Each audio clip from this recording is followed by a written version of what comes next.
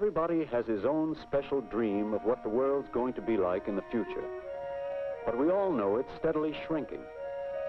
One of these days, we're going to wake up and find that people and places we used to just read about are practically in our own backyard.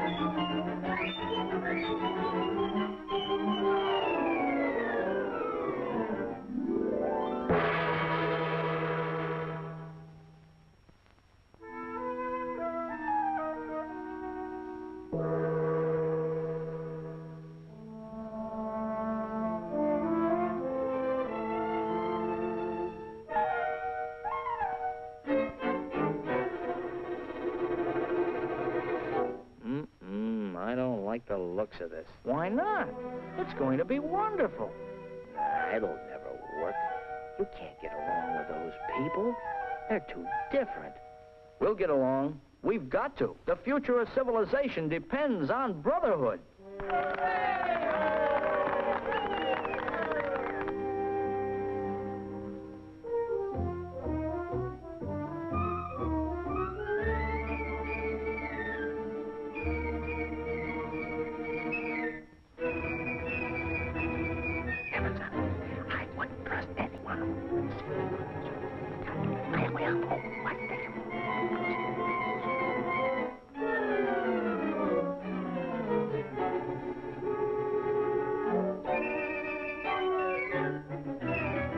Wait a minute.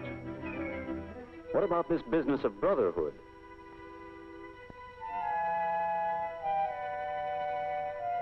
But we're all different. Are you? Let's take a look at the facts, right from the start. The first people on Earth knew only a very small section of it. They lived close together and looked alike. But pretty soon they started to spread out. And as they drifted further apart, little differences began to appear. Most of the people of the world kept the same in-between color as their ancestors, and still do. But three groups on the very edges of the world population developed distinct differences in color. These exceptional groups gave rise to our idea of three separate races of mankind. Well, there are other differences in people besides the skin color. Yes, you find all sorts of hair, eyes, nose shapes, and sizes. But you find these same differences within each group.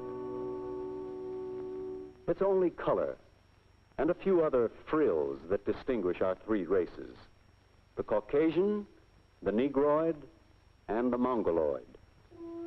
For example, there is no difference in physical strength.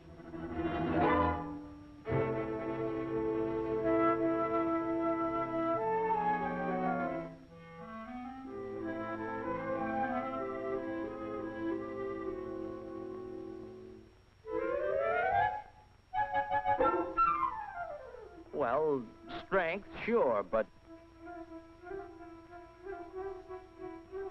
what about brains? There are some variations. For instance, there's a difference of about 50 cubic centimeters in the size of the brain of the average American Negro and the brain of the average American white, both of which are smaller than the brain of the average Eskimo. And the largest brain on record was that of an imbecile. So it isn't the size of a brain that counts, it's what it can do. And their tests have shown that our 3 average men are equal. If you take their skins off, there's no way to tell them apart. The heart, liver, lungs, blood, everything's the same. Everything's the same. Heart, liver, lungs, blood.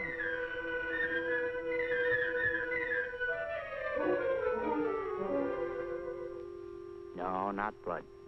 Blood's different. Well, there are 4 different types of blood. A, B, AB, and O. Patient in room 216 needs a transfusion right away. I'll give it to him. I'm his brother.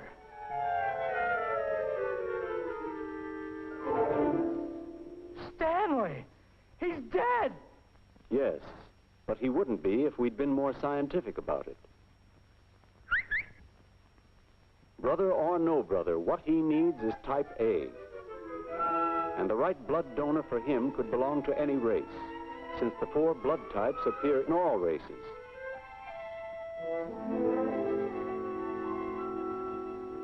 Say, we're not really so different at all. Like you say, it's just the frills.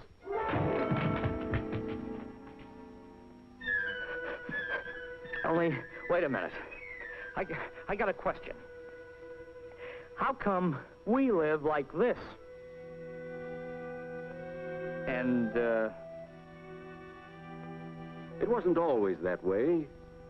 For instance, at a stage of history, when the so-called pure whites of Northern Europe were little better than savages, the darker-skinned mixed peoples of the Near East and Africa had flourishing cultures. And the great civilization of Northern China had begun to develop. All peoples contributed to civilization, reaching high levels at different times, and each learning from the experience of the other.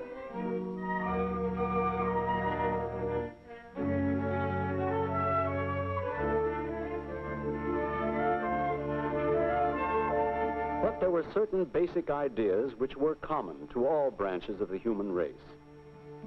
Belief in a supreme being, in the home, and the family.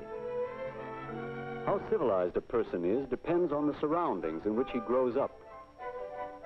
The differences in the way people behave are not inherited from their ancestors.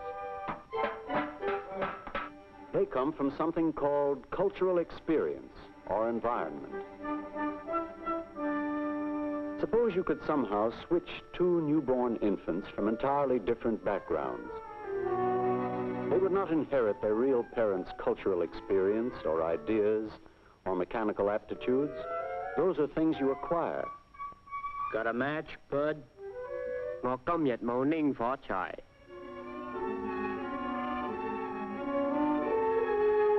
I get it. But now that we're living so close together, we can get used to each other's ways and work together peacefully.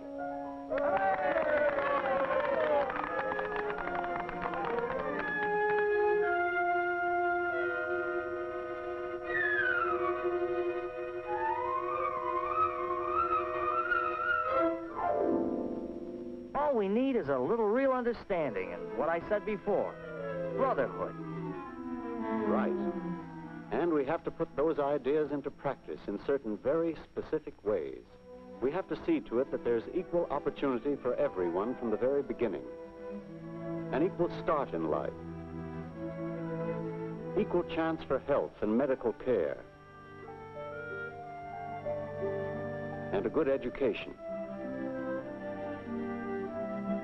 An equal chance for a job. Then we can all go forward together.